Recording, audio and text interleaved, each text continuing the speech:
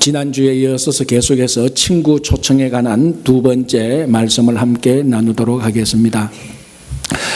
전번에 어떤 한 자료를 보니까 성도들이 제일 듣기 싫어하는 설교 1번이 회개 설교랍니다. 회개를 하기 위해서 또 죄를 드러내고 우리 흔히 하는 말로 좀 치야 되니까 그게 듣기 싫고, 두 번째 듣기 싫은 설교가 전도 설교라는 것입니다. 오늘 친구 초청에 관한 말씀을 나누는데 다행한 것은 첫 번째 듣기 싫은 설교를 안 한다는 겁니다. 그래도 부담이 되는 건 두 번째 듣기 싫은 설교를 해야 되는데, 근데 사실은 우리가 영원토록 들어야 될 메시지는 복음을 전하라는 그 메시지입니다.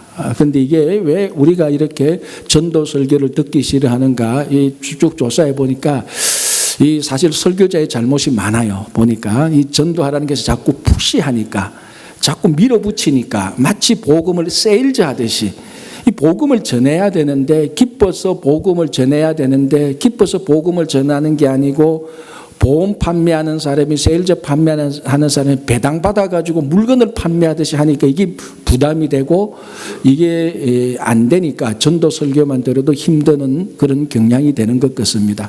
그러나 우리가 성경에서 보면은 흔히 말하는 전도 설교, 사실은 이게 우리의 본질이죠. 복음을 전하는 것이 교회와 성도의 본질인데, 이것을 우리가 기피하거나 힘들어할 이유는 전혀 없습니다.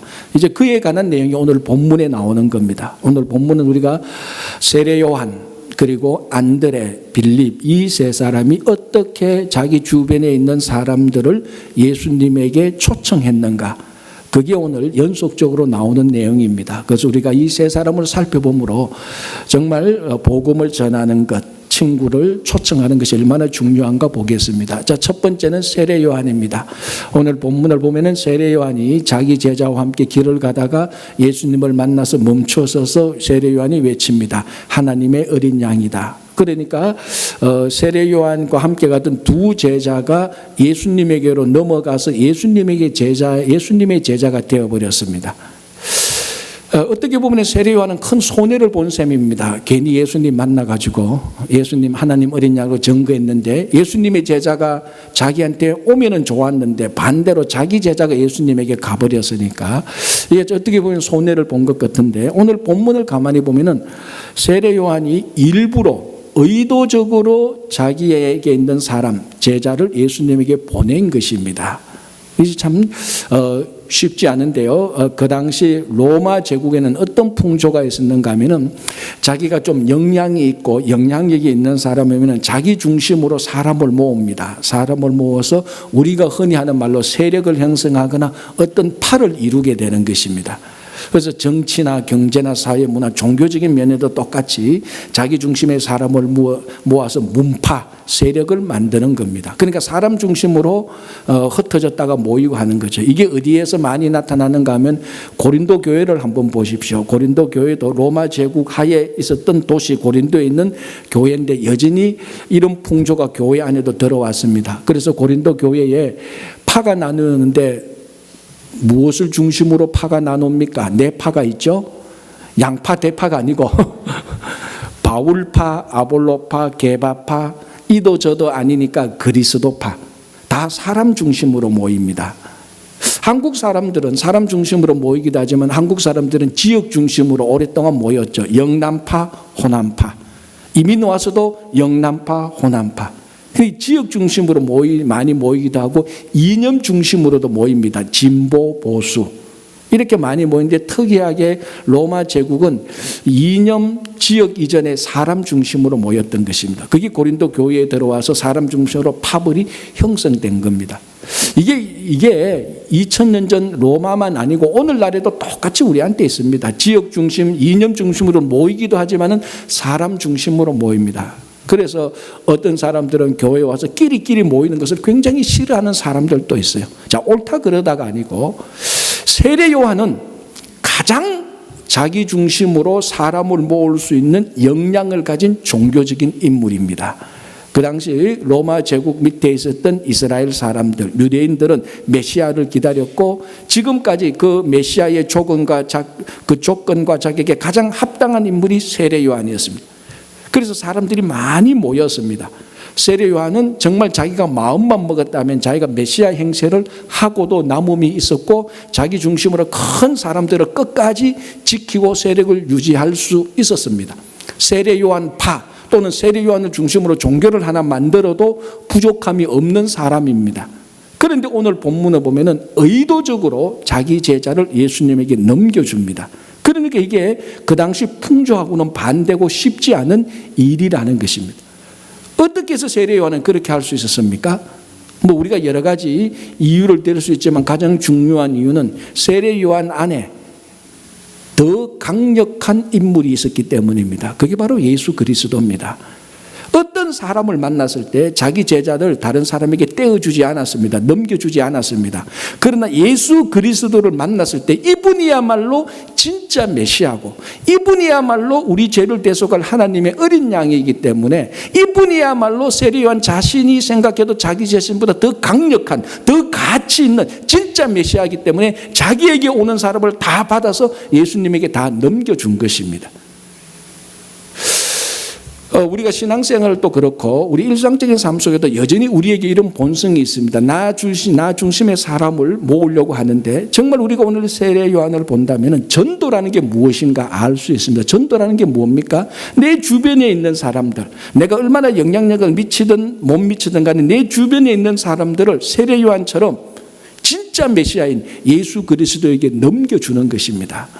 그래서 내 주변에 있는 사람들에게 예수 그리스도를 소개하고 내가 메시아가 아니고 내가 좋은 사람이 아니고 내가 널 도와줄 수 있는 게 아니고 더 우선적으로 도와줄 수 있는 분이 이 예수 그리스도다. 그래서 사람을 예수님에게 자꾸 넘겨주는 것이 그게 우리가 흔히 하는 전도라는 것입니다.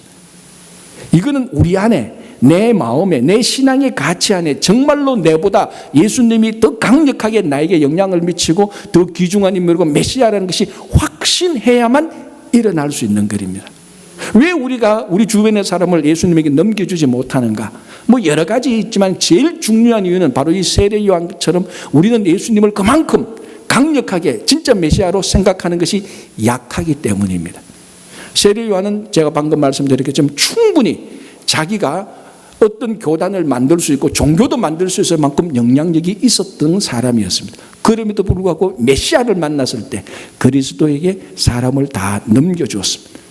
여러분들도 주변에 있는 사람들을 다른 사람들한테 넘겨주면 안 됩니다. 그러나 예수 그리스도에게는 매일매일 다 넘겨주시기 바랍니다. 그래야 이 영혼이 진짜로 살게 되는 것이죠. 자, 세례 요한의 제자였다가 예수님의 제자가 된 두 사람 중에 한 사람은 오늘 본문에서 알 수 있습니다. 그 사람이 안드레입니다. 그래서 세례 요한의 제자에서 예수님의 제자가 돼서 하루 머물러 보니까 야, 이분이 진짜로 메시아라는 것을 확신했습니다. 그 즉시로 머무르지 않고 그 즉시로 자기 형 시몬에게 갔습니다. 뭐라고 말합니까? 우리가 메시아를 만났다. 그리고 이 시몬을 예수님에게 데려옵니다. 자, 이 시몬을 예수님에게 데려와서 우리가 아는 그 유명한 베드로가 되는 것입니다. 우리가 성경을 보면은 이 요한복음을 보면은 안드레가 3번 나타납니다. 첫 번째가 오늘 이 본문 베드로를 예수님에게 데려왔던 이 본문에서 안드레가 한 번 나타나고요.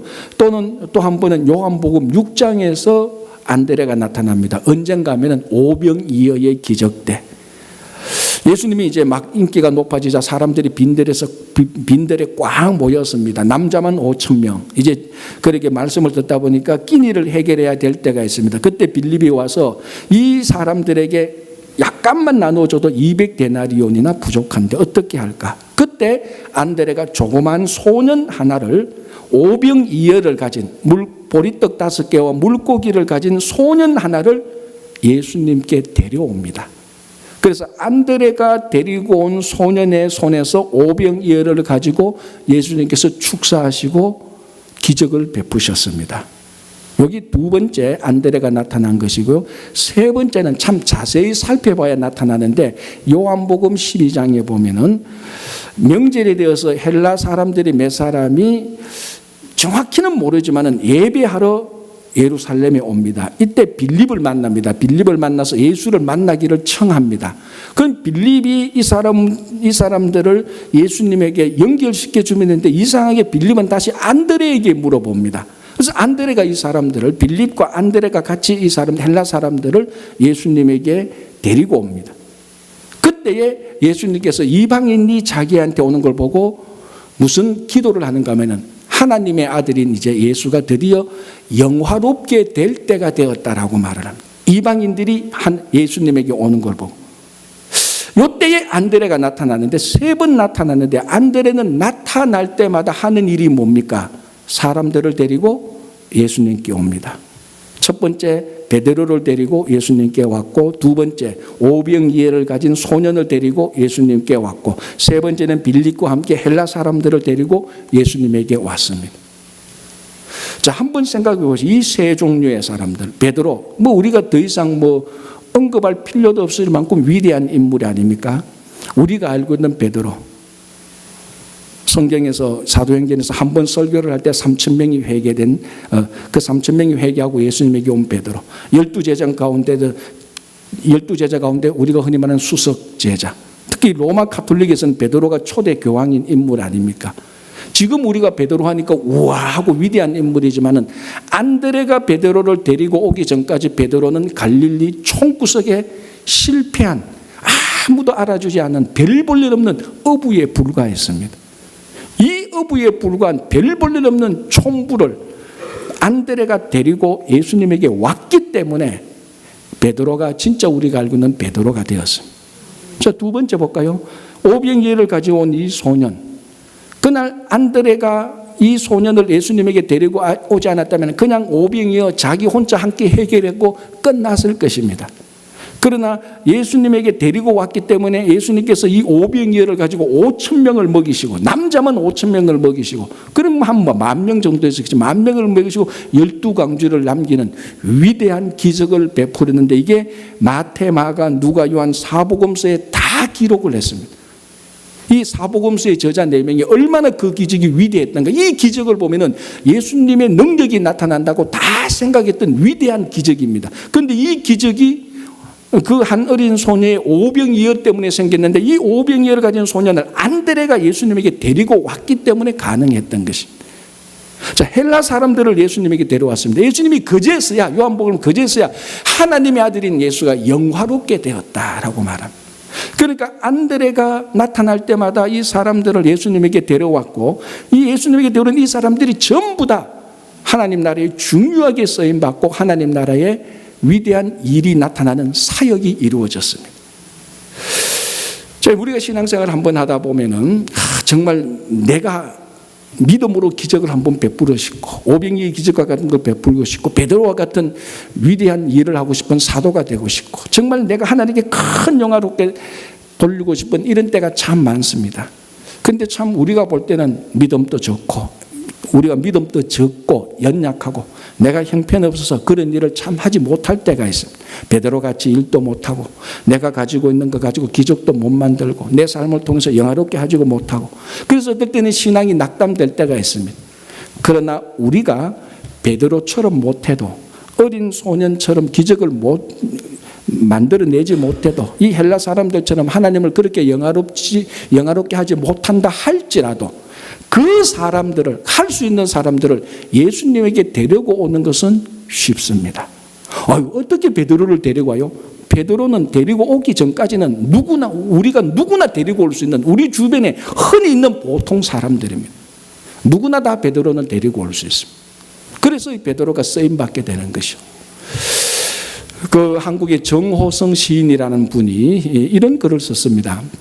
자기가 어릴 때 이제 가난해가지고 이사를 아주 자주 다녔대요. 젊은 시절에 한 16번을 이사를 다녔는데, 이사를 다닐 때마다 이삿짐을 어디에 싣고 다녔는가 하면은 타이탄 트럭에 싣고 다녔습니다. 이제 여러분 이민 오신 지 그게 무슨 트럭인지 잘 모르는데, 한국 가면은 1톤, 2톤 푸른색 그 트럭 있잖아요. 기아에서 만든 푸른색 기차. 이사 갈 때마다 짐 싣고, 그 운전사 옆에는 엄마 태우고, 운전사 뒤에는 아빠하고 아들, 딸이 뒤에 짐하고 같이 타고 이사 가던 이사 가던 트럭, 그게 타이탄 트럭입니다. 그래서 이 정호성 시인은 그 타이탄 트럭을 볼 때마다 가슴이 미어지는 겁니다. 왜?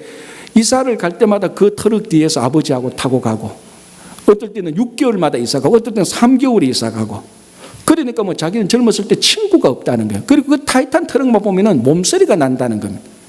서민들의 애환의 상징, 고달픔의 상징, 그리고 정처 없이 떠돌아다니는 인생, 그런 미천함과 고달픔과 서글픔의 상징이 타이탄 트럭이었습니다. 그런 이제 가슴에 기억을 안고 있는 정호성 시인이 한 번은 어느 화창한 봄날에 저기 서해, 이제 서천에 있는 그 해수욕장을 한번 가게 됩니다. 그런데 그 해수욕장에 가게 되니까 오후에 이제 해가 지면서 석양이 지는데, 그 바다에 해수욕장에 석양이 쫙 가니까 얼마나 붉게 물드니까 얼마나 아름답습니까? 그리고 바다가 잔잔하고 앞에 백사장이, 하얀 백사장이 깔려 있는데 그 모습이 너무 아름다워서 눈물이 날 지경으로 아름다웠다라고 기록하고 있고, 그리고 그 이제 백사장에서 마을 사람들이 와서 노는 모습, 노부모가 손잡고 함께 걸어가는 모습, 그게 정말로 천국과 같은 모습이었다는 거예요. 너무너무 아름다웠다는 거예요. 그런데 그렇게 아름다움을 즐기고 있는 찰나에 타이탄 트럭이 한대 쫙 들어온답니다. 자기한테 고달픔과 애환과 그 힘듦에 그 젊은 날 방황의 상징이었던 트럭탄이 그 바다, 그 백사장 위로 석양을 배경으로, 바다를 배경으로 쫙 들었는데 자기가 깜짝 놀랐대요. 그렇게 아름다울 수가 없었답니다. 그 타이탄 트럭이. 다른 사람은 몰라도 자기에게는 그거는 진짜 고달픔이고, 젊었을 때 이사 갈 때마다 아유 또 저 트럭을 타. 그런데 그날 밤에는, 그런데 그날 저녁에는 그 타이탄 트럭이 그렇게 아름다웠대요. 집에 와서 생각합니다. 왜 그게 아름다웠을까? 나 그 트럭을 그렇게 싫어하는데. 이유를 찾아냈습니다. 왜 아름다웠죠? 저녁 노을을 배경으로 하고, 석양이, 그 저녁 노을이 배경이 되고, 바다가 배경이 되고, 백사장이 배경이 되니까 아무리 추했던 고달픔과 미천함의 상징이었던 트럭이 그 아름다운 배경에 딱 서니까 아름답게 보였다는 겁니다. 그렇구나. 이 타이탄 트럭도 저녁 석양에, 바닷가 저녁 석양에 놓이니까 아름답구나라는 것을 깨달으면서 에세이를 썼습니다. 왜 이 이야기를 하는가? 이게 뭡니까? 안드레가 베드로를 데리고 온 거하고 똑같습니다. 안드레가 예수 그리스도라는 큰 석양 앞에 베드로를 데리고 오니까 베드로가 위대하게 된 것입니다. 예수 그리스도 앞에, 예수 그리스도라는 그 석양과 바다와 아름다운 배경 앞에 이 베드로라는 인물을 데리고 오니까 그제서야 베드로가 아름답게 되고 베드로가 위대하게 되는 것입니다. 이 타이탄 트럭을 다시 아스팔트 도로 위에 끌어놓으면 다시 고달파지고 힘들어지는 겁니다. 안드레가 베드로를 데리고 와서 예수님 앞에 놓으니까 우리가 지금 말하는 위대한 베드로가 되었지, 안드레가 이 베드로를 데리고 다른 데 갖다 놓았다면 아무도 기억하지 않는, 아무도 의미 없는 그런 베드로입니다. 안드레가 잘한 게 뭡니까? 이 베드로를 예수님에게 데려온 겁니다. 안드레가 잘한 것은 이 타이탄을 몰고, 타이탄 트럭을 몰고 그 석양으로 지나간 것입니다. 그게 잘한 겁니다. 우리가 그건 할 수 있잖아요. 우리가 다른 건 몰라도 베드로와 같은 미천한 사람을 데리고 올 수는 있습니다. 내가 베드로를 위대하게 만들지는 못하지만, 내가 이 타이탄 트럭을 아름답게 만들지는 못하지만 석양에 운전해서 그 앞에 갖다 놓을 수는 있습니다. 갖다 놓으면 석양과 바다와 백사장이 아름답게 만드는 것처럼 우리가 우리 주변의 사람들을 예수님 앞에 갖다 놓으면 예수님 앞에서 그 사람들 위대하게 되고 아름답게 되는 것입니다. 이게 안드레가 잘한 것입니다. 그래서 안드레는 베드로를 예수님께 데려왔던 것입니다. 여러분, 우리 주변에 아유 저 사람을 데려다가 뭐하게 쓸래, 천만에. 그 타이탄 트럭도 아름답게 보이듯이 베드로도 위대하게 되듯이 우리 주변에 있는 누구든지 예수 그리스도 앞에 데리고 오면 그 사람은 위대하게 되고, 그 위대함의 시작은 우리가 데려왔기 때문에 그렇습니다. 이게 친구를 초청하는 것이고 예수님에게 사람을 이어주는 것이고, 이게 또 다른 말로 하면 복음을 전하는 것입니다. 자, 오늘 본문에 한 사람이 더 등장합니다. 예수님께서 그 다음날 길을 가다가 빌립을 봅니다. 그래서 빌립에게는 나를 따르라고 예수님께서 제자로 초청합니다. 그 제자의 그 초청에 빌립이 순종하고 예수님을 따라가니까 보니까 이 예수님이 안드레가 느꼈듯이 이 예수님이 오늘 본문을 보면은 모세가 율법에 기록한, 그리고 선지자가 기록한 바로 그 메시아였습니다. 그래서 이 빌립이 바로 그 적시로 나다나엘에게 갑니다. 그래서 뭐라고 말합니까? 모세가 율법에 기록한, 선지자가 기록한 요한의 아들 나사렛 예수를 내가 만났다. 이 사람이 선지자다. 이 사람이 메시아라고 선포를 합니다. 자, 그 얘기를 들었던 나다나엘이 뭐라고 말합니까? 한마디 하죠. 나사렛에서 무슨 선한 것이 나오겠느냐. 그 얘기를 듣던 빌립이 대답합니다. 와서 보라. 뭐 간단한 대답입니다. 자, 여기서 우리가 하나, 왜 나다나엘은 빌립이 말하는 그 소리를 듣고 나사렛에서 무슨 선한 것이 나오겠느냐라고 냉소, 조소, 멸시, 거절을 합니까? 이 나사렛은요, 그 당시 갈릴리에 있었던 아주 조그마한 마을입니다. 그 자료들을 보면 주민들이 300명도 채 안 됐다라는 그런 자료들이 나옵니다. 그리고 구약에서 한 번도 인용되지 않습니다. 그리고 초대교회의 가장 위대한 요세푸스의 역사가가 썼던 초대교회에서 보면 책이 이만큼 두꺼운데 그 두꺼운 책에도 나사렛이라는 이름 한 번 언급되지 않습니다. 그만큼 별 볼 일 없는 동네입니다. 우리나라 말로 하면 뭡니까? 깡촌이죠.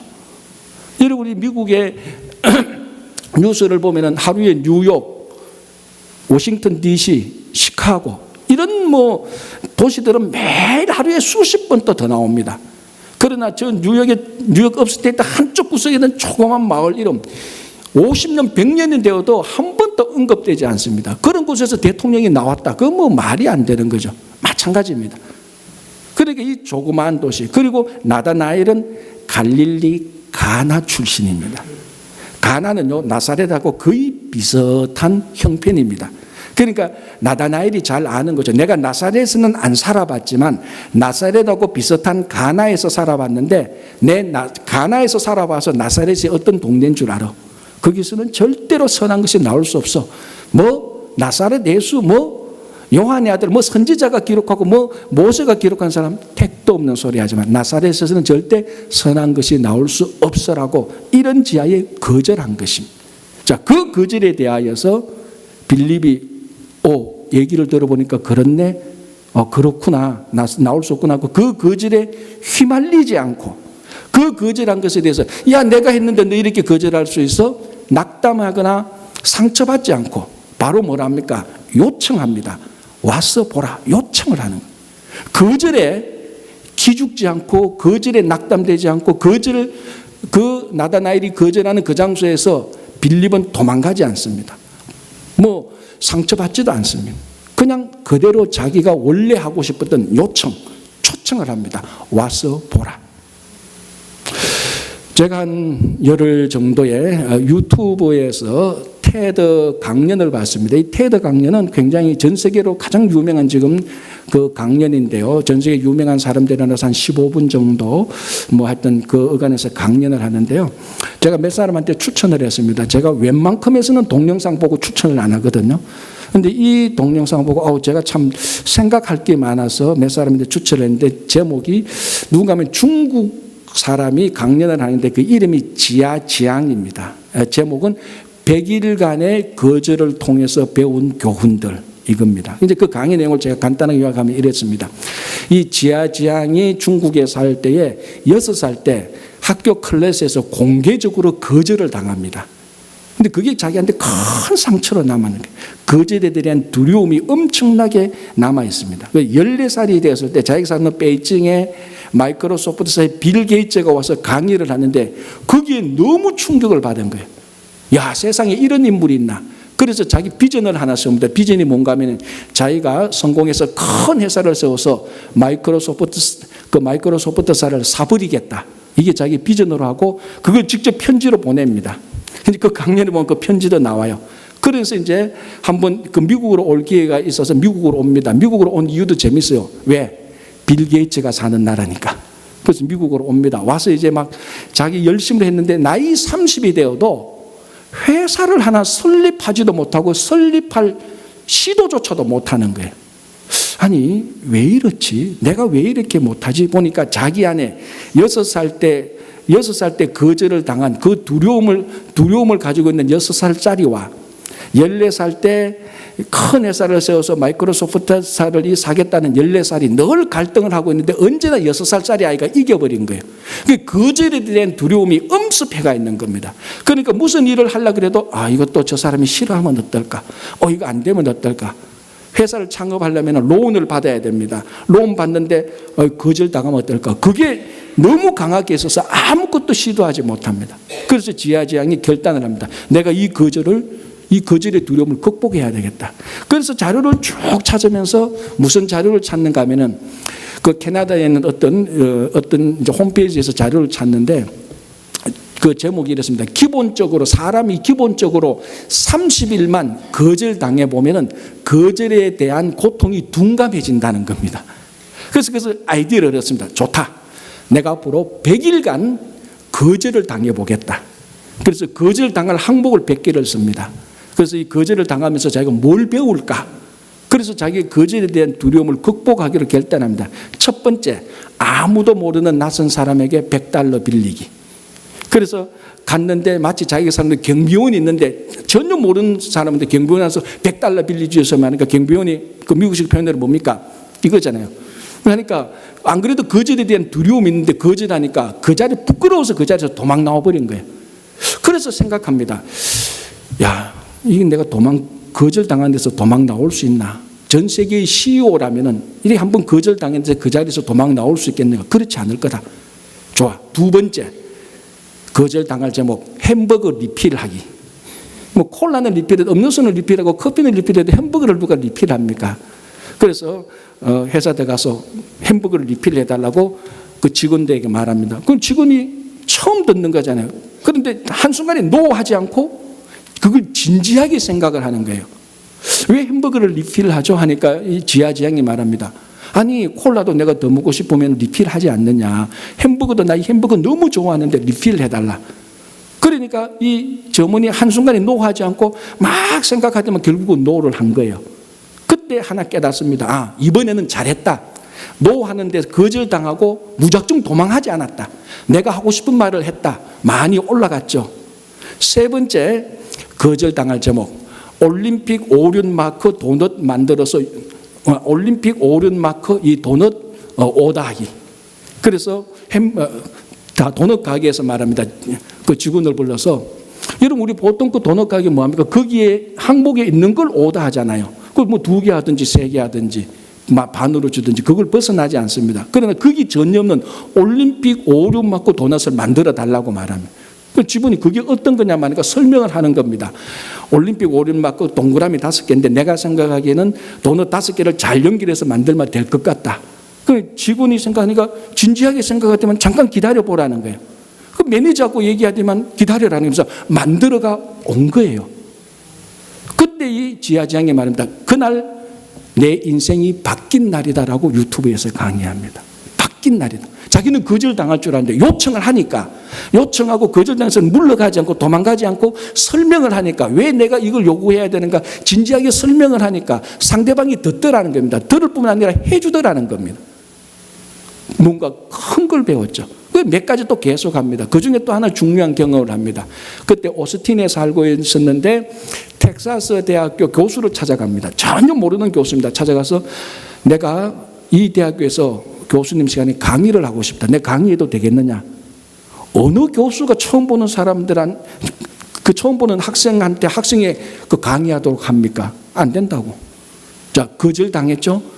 다른 날 같으면 그 부끄러워서 도망갈 건데 이제 거절의 면역이 생긴 겁니다. 오케이. 두 번째 또 찾아갑니다. 또 찾아가서 내가 강의하고 싶다. 또 거절당합니다. 오케이. 난 물러가지 않는다.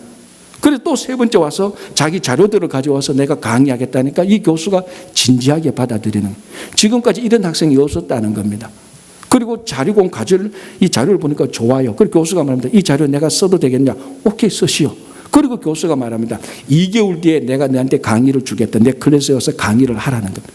2개월 뒤에 잘 준비하고 그 교수한테 허락을 받아서 대학교에서 학위도 없고 아무것도 없는 학생이 지하지향이 서툰 영어로 강의를 하고 나오면서 울면서 이렇게 말합니다.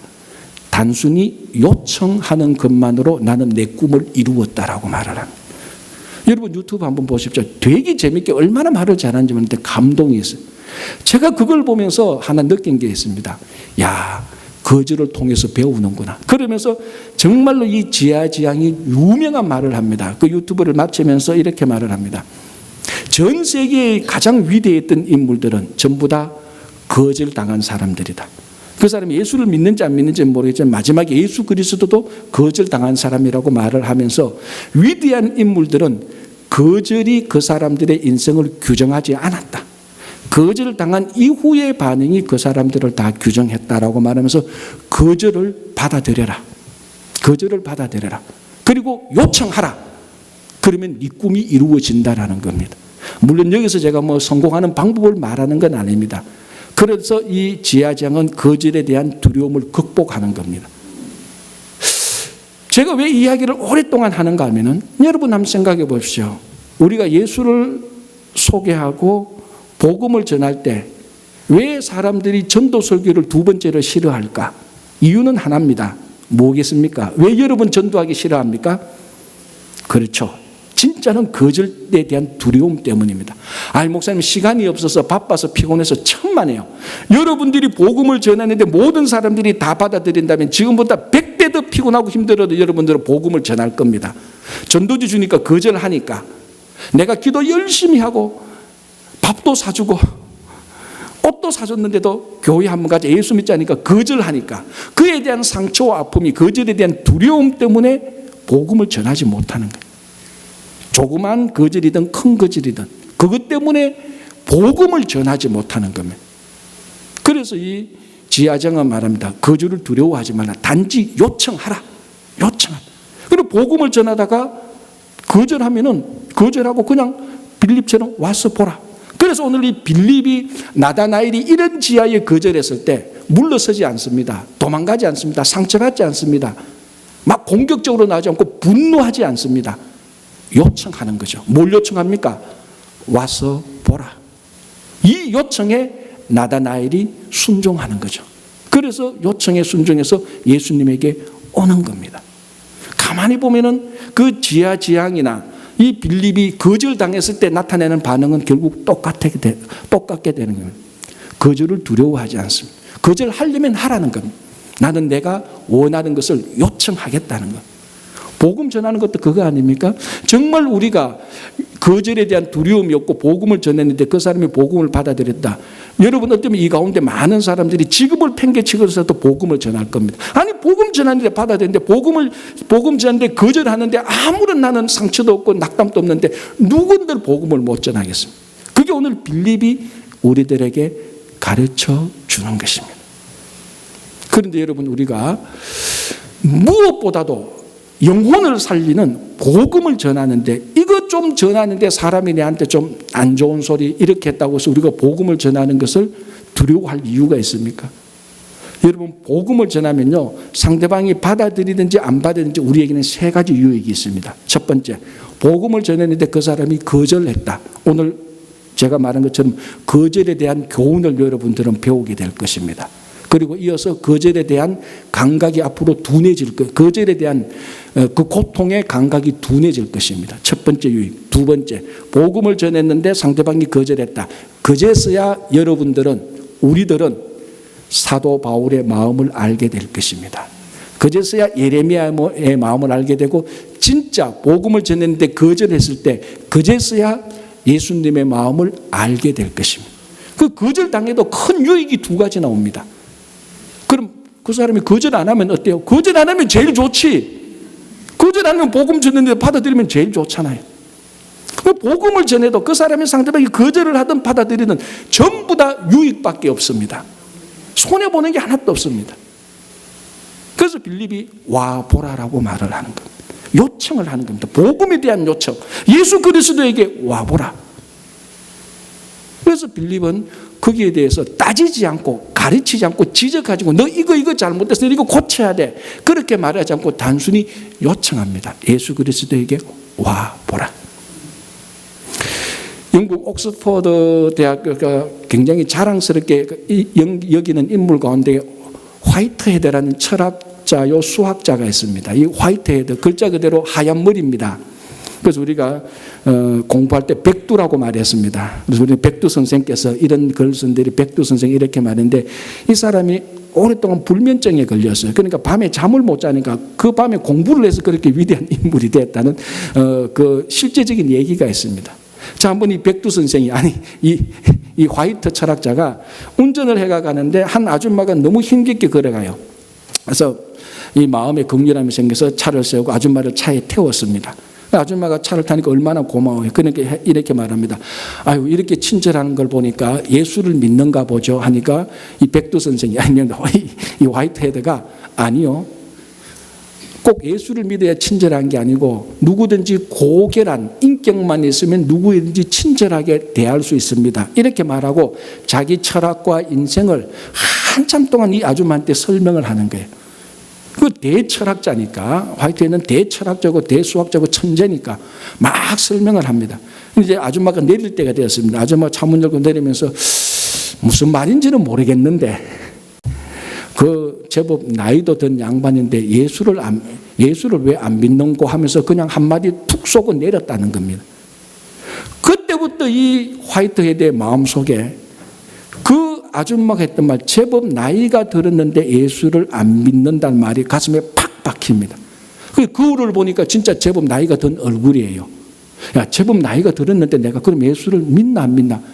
이게 자기의 대철학보다, 인생 이런 걸 다 흔들어 버린 겁니다.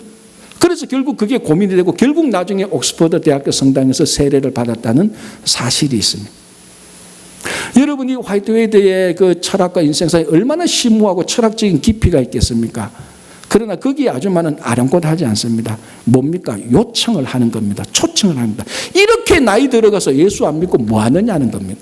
이 말 한마디가 오늘 빌립이 나사렛에서 무슨 선한 것이 나오겠냐고 나다나엘이 조소와 냉소를 하는데 요청하는 거하고 똑같은 것입니다. 와서 보라는 것입니다. 바로 우리가 우리 주변에 있는 많은 사람들에게 요청해야 되는 게 그겁니다. 예수 그리스도에게 한번 와서 보라. 여러분, 우리 주변에 지난주에도 말했듯이 얼마나 많은 사람들이 하나님에 대해서, 예수 그리스도에 대해서, 구원에 대해서, 교회에 대해서 잘못된 엉터리 가짜 뉴스를 알고 있습니다. 그걸 그대로 우리가 못 본 채하고 그냥 놓아둘 것입니까? 아닙니다. 와서 보라. 예수가 진짜 네가 알고 있는 그런 왜곡된 사람이 아니다. 하나님이 진짜 당신이 알고 있는 그런 하나님이 아니다. 교회가 부족하지만 당신이 알고 있는 그런 교회가 아니다. 와서 보라고 초청을 하는 겁니다. 목사님 안 오면 어떡합니까? 안 오면 아까 얘기했잖아요. 거절한 것에 대한 교훈을 우리는 얻을 수 있습니다. 아니면 오케이, 다음에 또 초청할 거다. 또 안 오면요, 끝까지 초청을 하는 겁니다. 그냥 요청을 하는 겁니다. 아까 지하정이 말했던 것처럼 단순히 요청하는 것만으로 자기 꿈을 이루었다는 겁니다. 한 번이 아니고. 그래서 그 텍사스 교수한테 3번이나 찾아갑니다. 3번째 요청을 받아들이는 겁니다. 한 번 요청했는데 거절한다. 다음에 안 될까? 아니요. 다음에 또 요청을 하는, 또 초청을 하는, 계속해서 초청을 하는. 그게 오늘 우리가 빌립에게 배우는 예수님에게 사람을 초청하는 것. 여러분 보십시오. 세례 요한은 자기 사람을 예수님에게 보냈습니다. 안드레는 자기 사람을 예수님에게로 오게 했습니다. 안드레는 자기 사람 시몬을 예수님에게 데리고 왔습니다. 빌립은 나다나엘을 오게 했습니다. 여러분, 우리가 전도할 때 구호 외치는 건 뭡니까? 데려오든지 오게 하라. 오늘 안드레는 데려왔고 빌립은 오게 한 것입니다. 이게 친구 초청입니다. 이 사람들이, 아직까지 우리 주변에 많은 사람들이 영원과 영생과 진리와 구원과 복음과 하나님과 예수 그리스도와 교회에 대해서 너무너무 모르고 있습니다. 이 사람들 우리가 초청해서 이 사람들의 정말 중요한 영혼을 구원하는 여러분 되시기를 바랍니다.